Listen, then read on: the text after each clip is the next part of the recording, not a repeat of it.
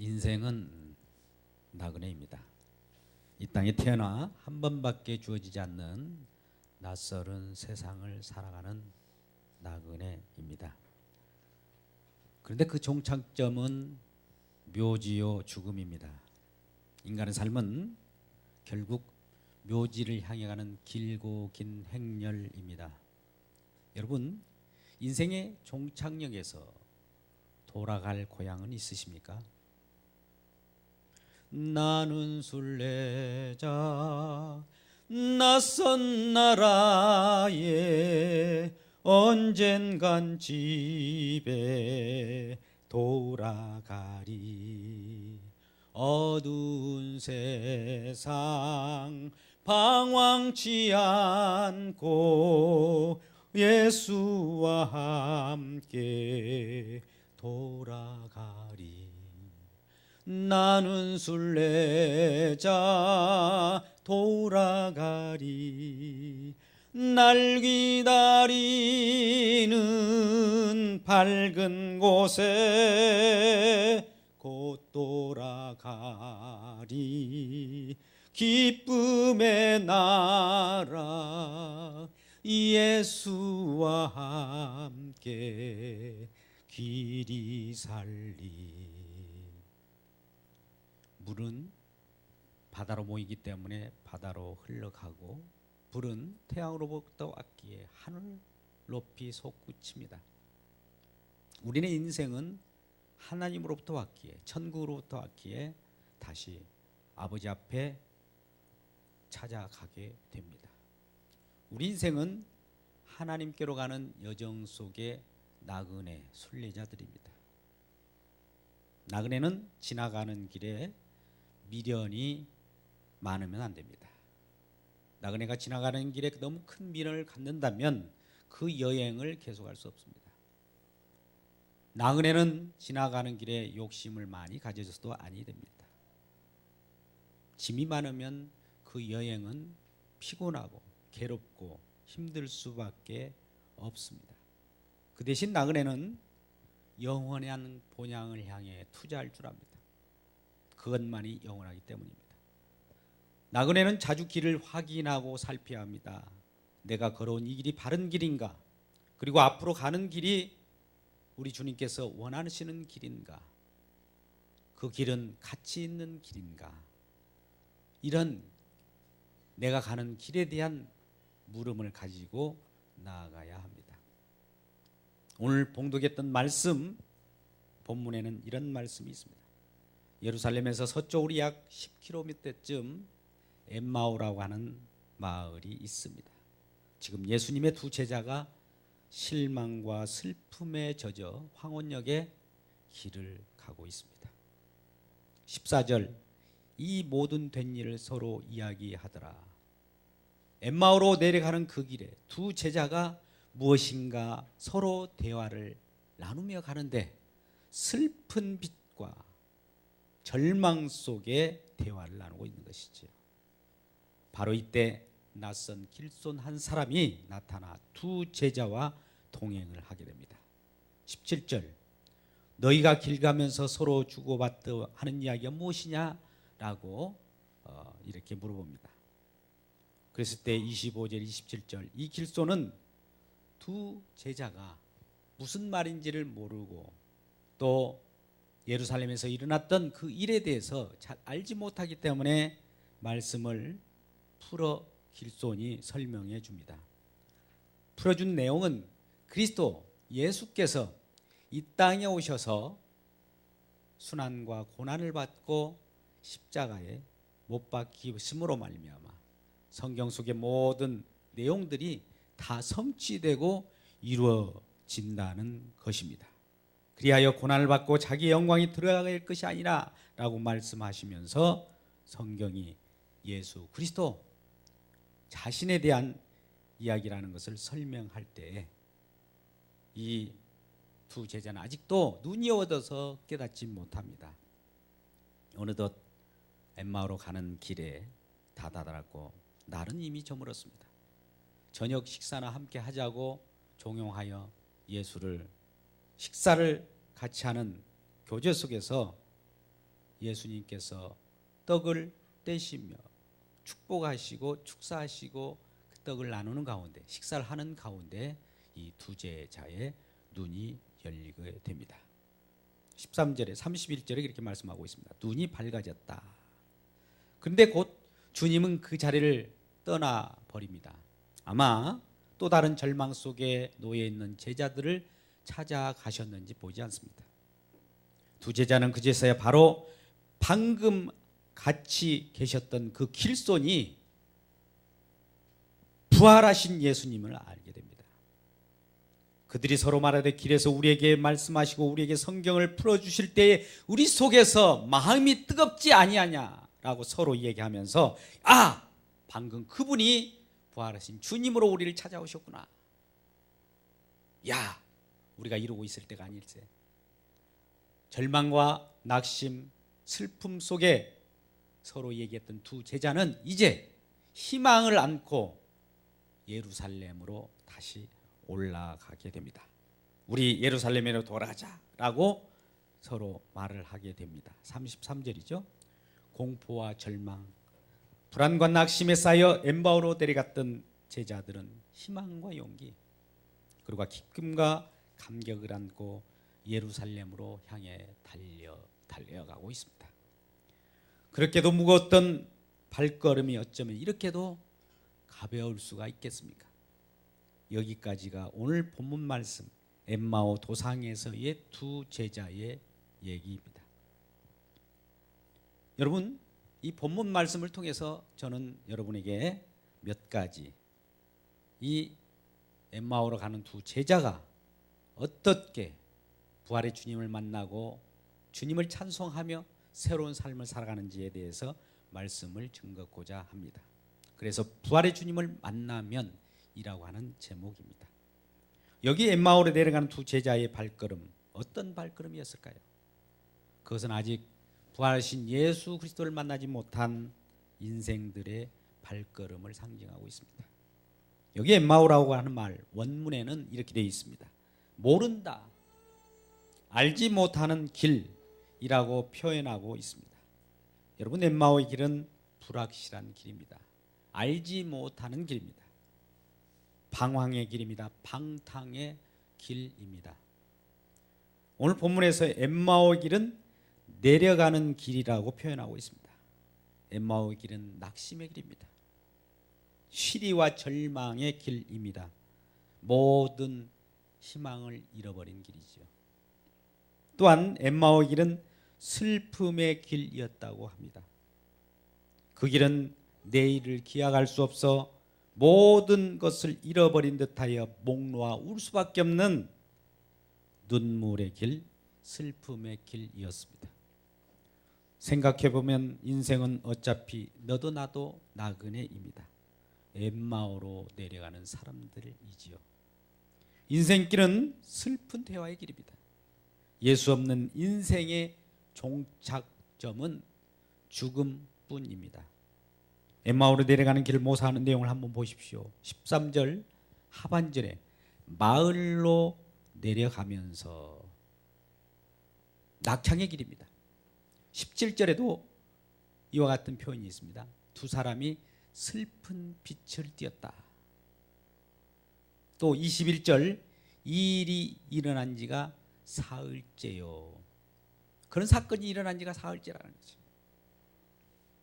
우리도 지금 온 국민이 절망 가운데 멘붕 상태, 트라우마 상태에 빠져 있습니다.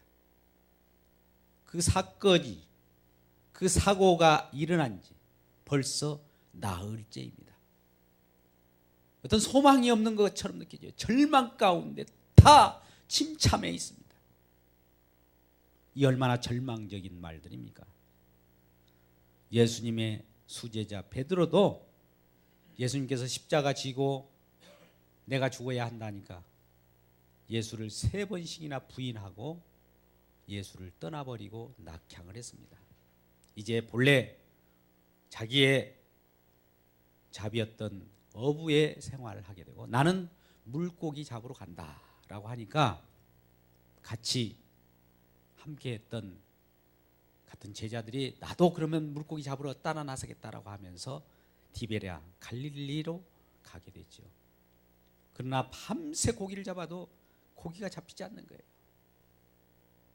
잡은 것은 아무것도 없나이다 라는 고백을 하게 되죠. 이게 우리네 인생입니다.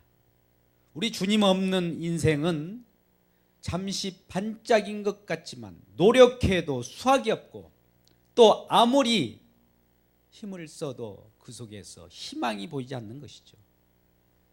배에 올랐으나 그날 밤에 아무것도 잡지 못하였다라고 하는 베드로의 고백을 우리가 눈여겨봐야 합니다. 이것이 예수님을 떠난 모든 심령의 한결같은 고백입니다. 사람들은 일생 동안 무엇을 잡으려고 해도 발부둥치며 살아갑니다. 사람이 평생을 통하여 잡아도 남는 것은 허무와 죽음뿐입니다. 잡은 것은 아무것도 없다라고 하는 고백은 인생의 현실이요 실존입니다. 그렇다면 어떻게 우리는 이러한 절망과 시리와 죽음의 길인 엠마오 길에서 벗어날 수 있을까요? 어떻게 이 절망의 길에서, 슬픔의 길에서, 죽음의 길에서 벗어날 수 있을까요? 이 죽음의 문제는 인간이 해결할 수 있는 영역이 아닙니다. 내 죽음을 내가 연장할 수도 없고 영원 속에 내 스스로가 들어갈 수가 없어요. 오직 하나님만이 해결할 수 있는 영역입니다. 고린도전서 15장 50절에서 57절까지 말씀을 여러분 보시면 그 속에서 육으로 우리가 영을 살릴 수 없어요. 육은 육이에요. 우리가 인생 가운데 흙으로 지은 바 되어서 우리 하나님께서 생명을 불어넣어 줌으로 우리가 생명이 되었다고 그래요. 르하우 입김을 호흡을 불어넣어 준 거예요. 새롭게 살게 한 거예요. 근데 그것이 빠져버리면 우리 인생은 허무입니다. 흙이니 흙으로 돌아갈 수밖에 없어요. 죽을 수밖에 없는 겁니다. 죽어가고 있습니다. 이것이 바로 인생의 현존이지요. 그런데 그럼에도 불구하고 이런 육으로 꺼져가는 우리들에게 다시 한번 성령을 주어서 우리 주님이 예수 그리스도의 십자가의 그 능력에 따라서 우리들에게 다가오시는 손길이 있으니 바로 우리 주님께서 우리를 찾아오신 것입니다. 부활하신 주님이 저와 여러분을 찾아오신 것이죠. 인간의 죽음의 문제는 우리가 해결할 수 없기 때문에 주님이 찾아오십니다. 또한 찾아오셔야 합니다. 그랬을 때 사망아 너의 승리가 어디 있느냐, 사망아 너의 쏘는 것이 어디 있느냐. 예수님께서 십자가에서 사망 권세를 다 깨뜨리시고 승리하셨습니다. 이러한 승리를 가지고 우리 주님께서는 우리에게 다가오셔서 우리의 성령을 부어주심으로 우리가 외칠 수 있습니다. 사망아 너의 승리하는 것이 어디 있느냐, 사망아 너의 쏘는 것이 어디 있느냐 라고 외칠 수가 있어서 우리는 승리의 주님을 맞이하게 되는 것이죠. 그래서 부활하신 주님을 만난 저와 여러분은 이제 절망이 아닌 승리의 길, 죽음이 아닌 생명의 길로 옮겨진 것입니다. 병든 자를 찾아오셨고 죄인의 집을 찾아오십니다. 낭망한 제자들에게 예수님은 찾아오셔야만 합니다. 우리에게도 주님이 찾아오셔서 지금 이곳에 계십니다. 실망과 낙심, 불안과 공포, 근심과 걱정, 죽음의 인생길의 방황은 우리 주님을 만나면 끝이 납니다. 이런 주님을 만나는 장면을 한번 보시자고요. 성경 25절 상반절에 이르시되, 즉 말씀으로 주님이 함께 하기 시작합니다. 우리 주님은 말씀하시는 분이에요. 가라사대, 이르시되, 말씀하시되 우리에게 생명을 부르시고 우리와 함께 하시고 말씀으로 함께 하십니다. 30절 하반절에 떡을 떼시사 축사하시고 그들에게 주시니 그들의 눈이 밝아졌다 표현합니다. 우리 주님은 우리에게 교제하십니다. 식탁도 교제하십니다. 곧 있을 우리 성찬식에도 떡을 떼어서 함께할 때 기념하라 하신 주님의 분부를 받자와 우리가 행할 때 우리 주님은 떡으로도 교제하십니다.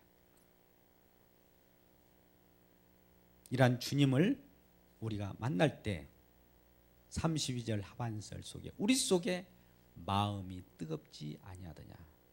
우리 주님은 말씀하시면 우리 마음 심령이 새로워져요. 우리 마음이 뜨거워져요. 우리 마음이 새로워집니다. 33절 상반절에 또 그때에 일어나 예루살렘으로 돌아갔다. 절망 가운데 엠마오로 내려갔던 그들이 다시 예루살렘으로 돌아가는 거예요. 슬픔의 그 엠마오로 내려갔던 자들이 기쁨으로 예루살렘으로 올라가게 되는 것이지. 35절 하반절에 자기들에게 알려지신 것을 말하더라. 희망적인 말을 하게 됩니다. 부활하신 예수님을 만났던 이들이 이제는 절망에서 희망적인 말, 소망의 말을 하게 된다는 것이죠. 여러분, 그렇다면 부활하신 예수님께서 낭만 가운데 있는 제자들에게 왜 찾아오셨을까요? 왜? 어째서? 낭만 가운데 내버려두지 않고 왜 그러한 제자들, 슬픔과 여러 가지 고통 속에 있는 저와 여러분을 찾아오셨을까요? 부활하신 주님께서 어째서 우리를 찾아오셔야만 한다는 말입니까? 그 해결의 실마리가 36절 하반절입니다. 36절 하반절 같이 읽겠습니다. 시작. 너에게 평강이 있을지어다. 평강을 주시기 합니다. 우리들은 기독교인들, 믿는 저와 여러분들은 서로 인사를 하게 되죠. 샬롬이라고 하는 인사를 들어봤습니까? 옆분에게 한번 인사하겠습니다. 샬롬. 시작. 샬롬. 이 말이 평강이 있을지어다 라고 하는 거예요. 이 부분은 우리 주님께서, 부활하신 우리 주님께서 왜 우리를 찾아오셨냐면 평강을 주시기 위한 겁니다. 평강은 어디로부터 오느냐? 성령을 받음으로 말미암아 평강이 주어지는 거예요. 우리는 우리 스스로 내 마음을 다스리고 내 스스로 마음을 다스리는 그 연습을 하고 그런 책을 본다고 해서 평강이 주어지는 것이 아닙니다. 내 마음을 다스릴 수 없어요. 내 마음을 요동치는 이 마음을 우리 스스로 제어할 수 없단 말입니다. 언젠가 저도 고등학교 때 마인드 컨트롤이라고 하는 이상한 집단이 와서 스스로 마음을 제어할 수 있다고 하면서 꼬드기는 그런 일들이 있습니다. 그래요. 우리가 어느 가벼운 곳에 있어서는 마음을 집중함으로써 그 마음에 따르는 결과가 나타나는 경우가 있습니다. 생물에 대해서도 우리가 좋은 마음을 이렇게 주면 그 생물이 잘 자라나는 그런 모습을 보고 그 생물에게 미움의 마음을 투여하면 그 생물이 잘 자라지 못하고 곱아 나가는 그런 모습을 보게 되죠. 이거는 우리의 어떤 흐름에 대한 기운을 조정하는 거예요. 그건 생명이 아닙니다. 우리들에게 흔히 말하는 하나님 말씀을 변개하여 긍정적인 사고를 가지라. 이 말은 좋습니다. 근데 긍정적인 사고는 하나님의 말씀밖에 없습니다. 말씀을 제껴놓고 아무리 좋은 말을 하더라도 그것은 한순간 우리에게 좋은 일처럼 느껴지지만 그것은 생명일 수 없어요. 모든 긍정은 우리 주님의 말씀, 생명의 말씀으로부터 유래된다는 사실을 기억하고 우리가 우리 마음을 다스리는 것은 우리 스스로 다스리는 것이 아니라 성령이 오셔야만 내 마음이 다스려지고 내 마음에 평강이 찾아오게 되는 거예요. 그래서 주변에게 샬롬라고 이 인사를 하는 것은 주님의 평화가 깃들기를 원한다는 뜻인데 성령이 함께 하십니다 라는 뜻이에요. 여러분, 우리가 절망 가운데 내려가는 엠마오 도상은 그곳에 웅크리고 앉아있을 자리가 아닙니다. 주님을 만날 수 있는 기회가 온 것이죠. 33절 본문 말씀은 그때로 일어났다고 합니다. 그 시로 머뭇거리지 않고 즉시 절망에서 일어나 우리 주님이 계신 그 예루살렘으로 다시 되돌아갔습니다. 우리도 머뭇거릴 시간이 없습니다. 이 하나교회가 여러 가지 절망 가운데, 침참 가운데, 주변의 우변싸움 가운데 있을 때가 많았습니다. 저는 여러분에게 외치고 싶습니다.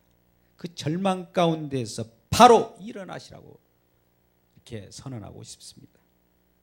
새로워져야 합니다. 기회가 지나기 전에 새로워지기를 주님의 이름으로 축복합니다. 어디로 돌아가셨습니까? 어디로 올라갔습니까? 예루살렘입니다. 예루살렘은 평화의 터전이란 말입니다. 그런 뜻을 가지고 있죠. 예루살렘은 하나님의 계신 곳입니다. 예루살렘은 하나님이 자기 백성을 만나 주시는 곳이죠. 엠마오로 가는 길은 서쪽으로 가는 길입니다. 그러나 예루살렘으로 가는 길은 동쪽으로 가는 길이에요. 해 지는 곳에서 해 뜨는 곳에서 갔습니다. 절망의 길에서 희망의 길로 갔습니다. 낙심을 떠나 기쁨의 길로 가는 것입니다. 예루살렘은 주님의 십자가가 있는 곳이에요. 성전이 있는 곳입니다. 믿음의 공동체, 사랑의 공동체, 아름다운 이웃인 하나교회가 있는 곳입니다. 이 시간 하나교회 모든 성도님들에게 구합니다. 지금 이곳에 어떻게 오셨습니까? 어떤 이유로든 우리 주님이 이곳까지 인도하셨다면 이제 우리 마음과 생각과 몸을 다 같이 함께 하셔서 한 곳에 모이십시다. 그리고 한 걸음 더 나아가 아버지께서 약속하신 것이 계세요. 부활하신 주님이 분부하고 가신 그 평강이 있을지어다 라고 하면서 곧 있으면 아버지 약속하신 것이 너에게 올 것이라고 말합니다. 그것이 무엇입니까? 바로 성령이시죠. 49절 말씀 보면 이로부터 능력으로 입혀줄 때까지 이 예루살렘, 이 하나교회에 머물라고 명령합니다. 놀라운 성령을 받기 위하여 이 하나교회에 모이라고 하는 것이지. 누가복음 24장을 지나고 나서 사도행전 1장 4절 5절 말씀을 보면 부활의 예수님이 이렇게 말씀합니다. 예루살렘을 떠나지 말고 내게 들은 바 내 아버지께서 약속하신 것을 기다리라 이렇게 말씀합니다.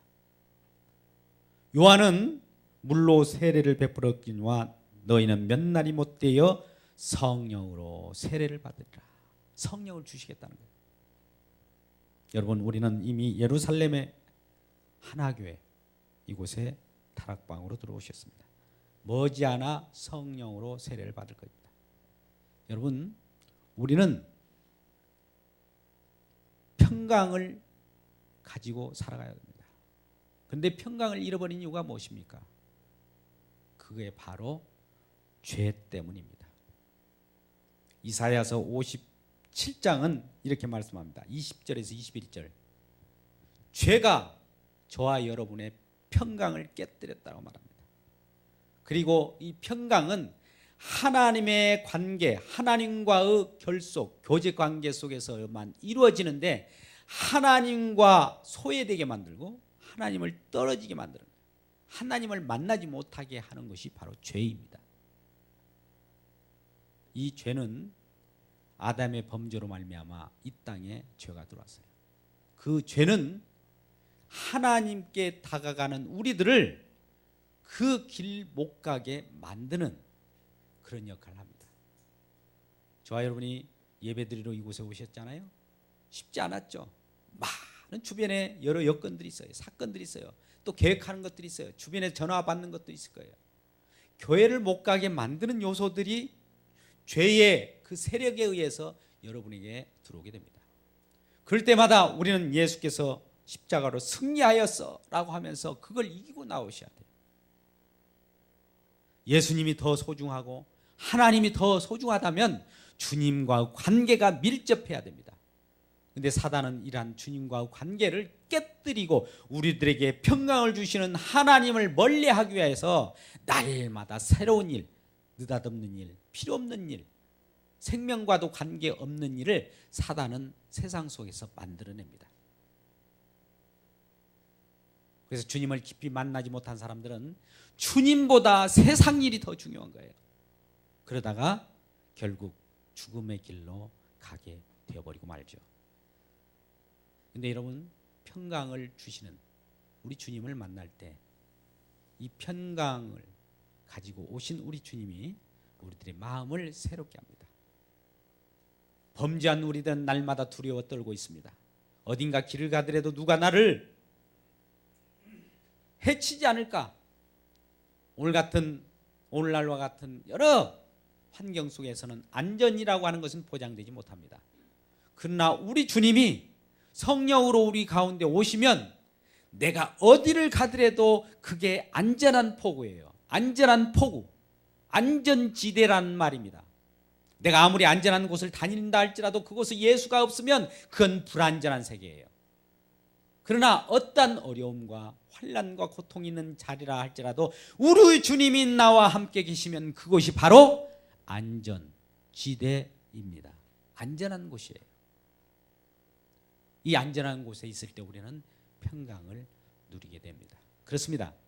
성령은 연약한 자를 강하게 합니다. 슬픈 자를 기쁘게 합니다. 냉혈적인 사람을 뜨겁게 합니다. 그리고 무식한 사람을 지혜롭게 합니다. 뿐만 아니라 교만한 사람을 겸손한 자로 만들며 두려움에 떨고 있는 제자들에게처럼 우리들에게 평강을 주게 됩니다. 예수님이 십자가에 못 박혀 돌아가시고 또 제사장들과 장로들과 또 이방인들이 제자들을 잡으러 온다니까 다 무서워서 도망을 갔습니다. 그러나 예수님이 십자가에 다 이루신 그 내용을 가지고 성령이 임하였을 때 제자들이 이제 무서워 떨지 않고 순교할 수도 있고, 비겁하게 도망갔던 반역자들은 다시 주님을 찾아와서 주님과 함께 죽고 주님과 함께 살기를 소원하면서 그러한 능력으로 사역을 하게 됩니다. 성령은 호흡입니다. 우리 주님이 주시는 그 생명, 르하우, 우리에게 주시는 생명의 호흡입니다. 그것을 우리가 받을 때 성령을 받으라, 숨을 내쉬며 가라사대 성령을 받으라. 부활하신 주님은 저와 여러분에게 이렇게 말씀합니다. 생기야 사망에 불어와 이 사망당한 자들에게 불어 살게 하라 라고 하는 에스겔 37장의 말씀과 같은 거예요. 성령이 오면 우리들을 새롭게 새로운 생명으로 살게 할 뿐만 아니라 희망을 주시고 평강을 주시고 영원한 복락을 누릴 수 있는 그러한 사람으로 만들어버립니다. 이러한 부활주일에 우리 주님의 성령이 저와 여러분에게 강하게 역사하여서 새로운 생명으로 새롭게 탄생하시는 저와 여러분 되시기를 주님의 이름으로 축복합니다.